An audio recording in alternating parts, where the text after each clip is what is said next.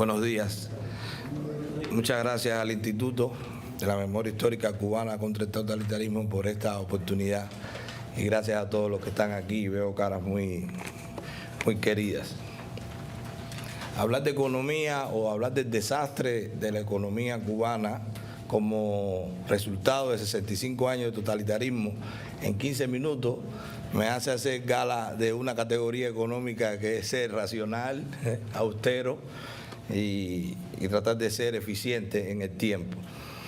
Es difícil hacer citas de cifras económicas teniendo como fuente la tiranía cubana, así que he tratado de buscar las fuentes más confiables posibles.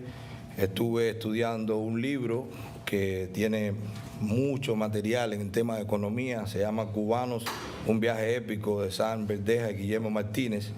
Tengo cifras, he utilizado cifras del Departamento de Estado de los Estados Unidos, cifras del Departamento de Agricultura de los Estados Unidos y solo como referencia, aunque para nada son confiables, también he utilizado cifras de la Oficina Nacional de Estadística de la tiranía castrista.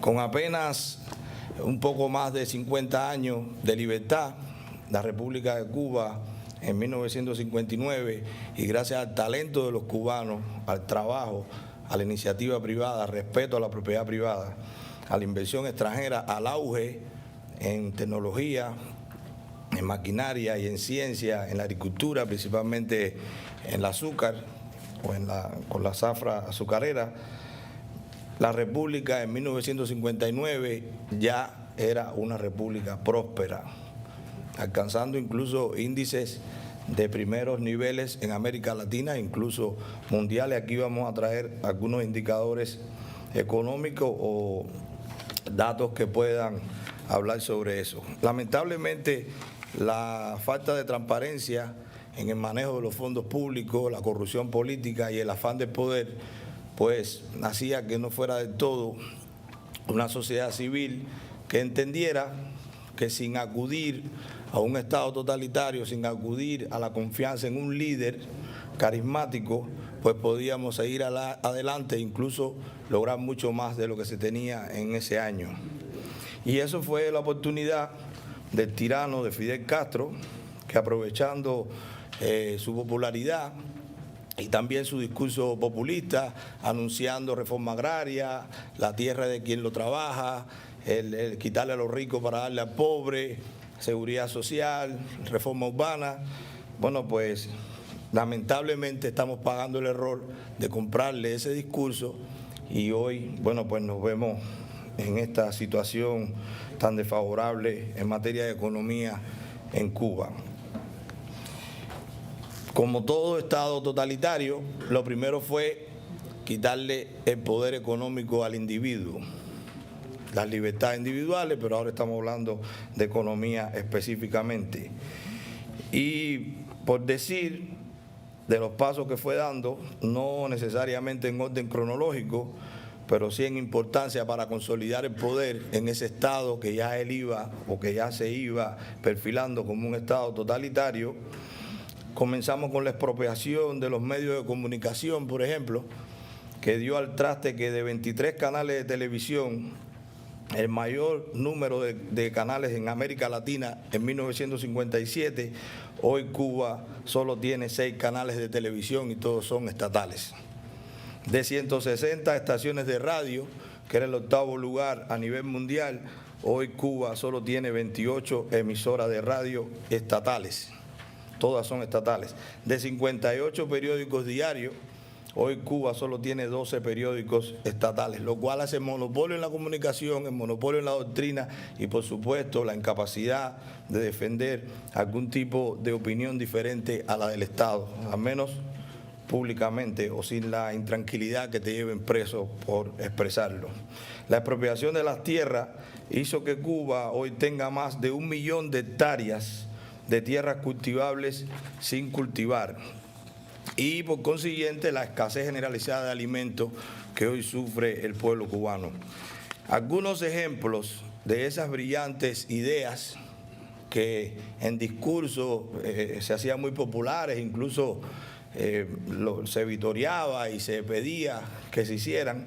Podemos citar, por ejemplo, el Cordón de La Habana, donde se planteaba en 1968, se planificó sembrar 19.000 hectáreas de café y frutales alrededor de La Habana, hasta que se dieron cuenta que el gandul, que lo plantaron para darle sombra al café, pues entonces absorbía todo el oxígeno del suelo e impidieron el crecimiento del café que habían sembrado. Bueno, pues el resultado de eso es que de 60.000 toneladas de café que Cuba producía en 1960, hoy produce poco más de 11.000 toneladas, que tiene que incluso mezclar con chícharo para tratar de satisfacer 24.000 toneladas de café, que es la que venden por la cuartilla de racionamiento que le llaman libreta de abastecimiento. La zafra de los 10 millones, otra idea populista que dio al traste con el desastre de la industria azucarera en Cuba, buscaba producir 10 millones de toneladas de azúcar, movilizando a miles hacia los campos de caña, y a pesar de una intensa campaña propagandística de movilización y de gastos y exceso de gastos y de recursos estatales, pues solo lograron a producir 7.5 millones de toneladas, afectando severamente la economía en casi todos los sectores agropecuarios. El resultado palpable hoy de ideas como esa, puntualmente, aparte del cierre de todos los centrales y de todo lo que hemos visto que ha pasado con la industria azucarera, es que en la temporada o en la zafra del 2022 y 2023, Cuba solo produjo 816.000 toneladas de azúcar. Imagínense que en 1903, apenas un año después de la independencia, ya Cuba estaba produciendo 1.1 millones de toneladas de azúcar. O sea, en 1903 se producía más azúcar en Cuba que en el 2023. En 1959 el azúcar que se produjo fue de 5.6 millones de toneladas métricas, incluso cuando la población era la mitad de la actual. Esto ha pasado que de ser algo tan criticado como la cuota azucarera, que se decía que era una dependencia económica a los Estados Unidos, hoy Cuba le compra azúcar a los Estados Unidos porque no tiene azúcar para distribuir en su cartilla de racionalización. En los Estados Unidos, el año pasado, Cuba le compró 5.8 millones de dólares en azúcar y productos tropicales, según cifras del Departamento de Agricultura de los Estados Unidos. El plan citrícola de la Isla de la Juventud, el tirano Fidel Castro aspiraba a hacer de Cuba el principal exportador de cítricos, y el resultado ha sido, luego de devastar cultivos tierra que se dedicaban a otros cultivos en la zona de la isla de Pino, bueno, pues hoy hay miles de hectáreas que en su momento se sembraron de cítricos y hoy están cubiertas totalmente por marabú. En temas de ganadería, pues se trajo búfalos de agua a Cuba, y en ese programa de criar búfalos en zonas costeras se introdujo más de 2.900 animales, llegó a alcanzar la población de 40.000 cabezas de búfalo en toda la región costera, los cuales llegaron a ser búfalos salvajes, destruyendo, o silvestres, destruyendo cultivos incluso de tabaco. Otra idea brillante del tirano de Fidel Castro fue la cuenca lechera, que con el apoyo de la FAO se buscó incrementar la producción de leche en Camagüey, y bajo su supervisión directa, y a pesar de las inversiones iniciales, el proyecto se deterioró rápidamente, especialmente después del periodo especial, resultado en una dramática reducción del ganado vacuno. Los cruces genéticos de ganado, prometiendo ser Cuba un líder exportador del llamado oro rojo, dejaron el saldo que de 5.7 millones de cabezas de ganado vacuno que tenía Cuba en 1959, hoy Cuba tiene apenas 3.7 millones de cabezas de ganado, según cifras de su Oficina Nacional de Estadística en el año 2021, lo cual, por supuesto, no satisface para nada la demanda nacional, que ya sabemos que en Cuba hoy para comer carne de res es prácticamente un lujo para la mayoría de los cubanos. Otro de los proyectos fue la revolución energética. Se gastó millones de dólares sustituyendo electrodomésticos, proponiendo estrategias de cómo racionalizar la energía en los hogares, y de Cuba en 1959 producir toda la energía, generar toda la energía de consumo interno. Hoy Cuba tiene un déficit energético de más de un tercio, que hace que más de un tercio del país está sufriendo apagones diarios. En el 2007, en un golpe de Estado blando, el hermano del tirano Fidel Castro, Raúl Castro, pues tomó el poder y hizo promesas de reformas económicas. En aquello parecía que iba a haber apertura, incluso hizo en un discurso ridículo la demanda de que la leche no tenía que ser niño para tomarla, sino que cualquiera podía tomarse un vaso de leche, lo que ha dado el traste que hoy en Cuba ni los niños pueden tomar leche.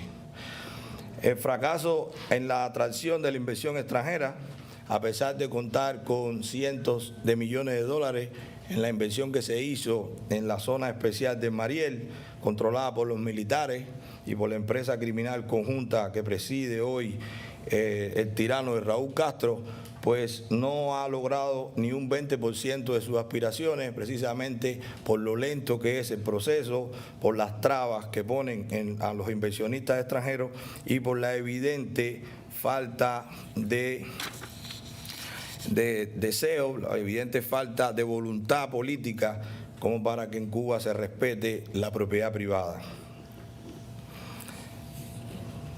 En Cuba hoy, para dar algunas cifras, el presupuesto del 2021, del 2023, el 2024, el presupuesto estatal tiene un déficit estimado de un 18.5% de su Producto Interno Bruto.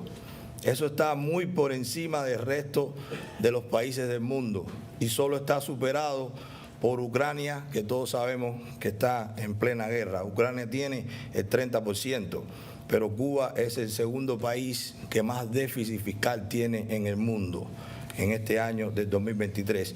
En 1957-58 los ingresos del presupuesto estatal eran 387.044.000 y el gasto público era 385.554.000, lo cual daba un superávit de 1.490.000. Teníamos superávit en 1959, hoy somos el país con más déficit fiscal o segundo país con más déficit fiscal del mundo. La balanza de pago, que es la relación entre las importaciones y las exportaciones, en 1959 Cuba exportaba 763 millones de dólares e importaba 808 millones de dólares para un déficit de solo 45 millones de dólares. En el 2021, según cifras del Ministerio de Economía y Planificación, las exportaciones fueron de 1.548 millones de dólares y las importaciones fueron 8.962 millones de dólares.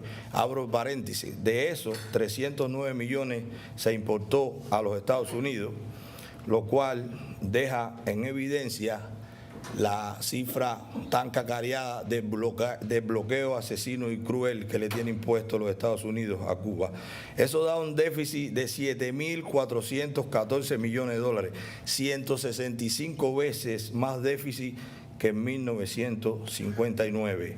La deuda externa de Cuba, que en 1959 era de 52 millones de dólares, aunque tenía más de 500 millones de dólares en reservas internacionales, lo cual hacía totalmente pagadera o que se podía gestionar esa deuda.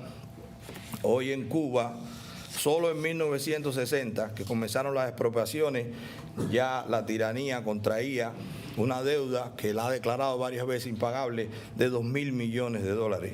Nunca lo pagaron. En el 2011 y el 2015 luego de acumular deuda externa, incluso en un diferencial que se fue creando en contra de la tiranía en el intercambio económico con los países del bloque socialista, ya Cuba acumulaba 54.200 millones de dólares.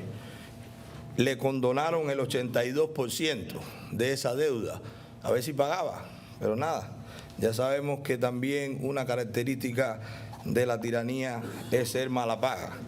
En el 2016 ya de nuevo tenía una deuda externa de 29.891 millones de dólares. En el 2019 al 2022 ya esa cifra asciende a más de 30.000 millones de dólares y en este momento la tiranía está en un default generalizado. No tiene capacidad de crédito, no hay confianza en el mundo de abrirle créditos institucionales a la tiranía e incluso está demandada en un tribunal en la Corte de Reino Unido por un fondo de inversiones que ha comprado deudas a acreedores de los años 80. El salario mínimo mensual en el 2024 en Cuba se fijó en 2.100 pesos cubanos y el salario medio en 4.555 pesos cubanos. Eso equivale a 15 dólares con 10 centavos al cambio del mercado del dólar, que ya superan los 300 pesos por dólar, unos 180 dólares al año. De algo que tampoco puede escapar la tiranía es que sí, nosotros, los mismos cubanos, pero en un ambiente de libertad y de respeto a la propiedad privada, como se respira en este gran país, podemos ser un referente de la diferencia entre un gobierno totalitario, de la gestión de un gobierno totalitario como la tiranía castrista y un país que respete la iniciativa privada, el desempeño privado y la propiedad privada. En el ingreso anual per cápita, en el año 1959, el ingreso anual per cápita era 356 pesos, el tercero más alto en América Latina. Hoy, por la inflación, serían unos 3.560 dólares anuales. O sea, estamos hablando de 20 veces más que el ingreso promedio que tiene un cubano hoy. El ingreso medio de los cubanos mayores de 16 años en los Estados Unidos en el 2009 fue de 25.000 dólares anuales, 140 veces más que el salario medio de un cubano hoy en Cuba. Cuba contaba en el año 2023 con 375.267 empresas. En los Estados Unidos, solo en los Estados Unidos, 251.070 empresas en el 2007 eran propiedad de cubanos, el 11.1% del total del universo de firmas y de propiedades hispanas de ese año en toda la economía de los Estados Unidos. El PIB de Cuba fue en el 2022 de 633.440 millones de dólares. Solo las empresas cubanas en los Estados Unidos en el 2007 producían en bienes y servicios 51.252.333.000 dólares, el 14% del total de ventas e ingresos de todas las empresas de propiedad hispana en el 2017, en el 2007 en la economía de los Estados Unidos, 80 veces más. Los empresarios cubanos en los Estados Unidos producen 80 veces más que toda la economía de la tiranía castrista en el 2022, o producían en el 2007 80 veces más que toda la economía castrista en el 2022. Mientras el prominente médico y empresario cubano Ralph de la Torre anunciaba en el 2021 que compraba 5 hospitales por un valor de $1.000 millones de dólares, ya llegaba a esa fecha con su fondo de inversiones a 45 hospitales y más de 5.000 médicos, mientras que según las cifras de la tiranía castrista del Ministerio de Salud Pública, en toda la isla solo hay 152 hospitales con 36.718 camas y de ellos ya habían heredado 72 hospitales y aproximadamente 35.000 camas en 1959, con la mitad de la población actual. El 88% de la población cubana vive en la pobreza extrema, lo que representa un aumento del 13% desde 2022. O sea, este año el 88% de los cubanos viven en pobreza extrema. Estas son cifras según el Observatorio Cubano de Derechos Humanos. Solo el 15% de los cubanos que viven en los Estados Unidos son considerados pobres por su nivel de ingresos. Para concluir, si queremos que nunca más en Cuba nos sobrecoja, nos oprima un gobierno totalitario, pues debemos, primero, erradicar de raíz esa criminal ideología del comunismo y luego disminuir al mínimo la capacidad, el poderío político y económico del Estado. En un Estado, mientras mayor es un Estado, menos libertad tiene el individuo. Mientras menos libre es el individuo, pues menos próspera será la sociedad. Mientras menos se respete la propiedad privada, pues menos desarrollo económico habrá en nuestro país. Muchas gracias. Esta ha sido nuestra intervención.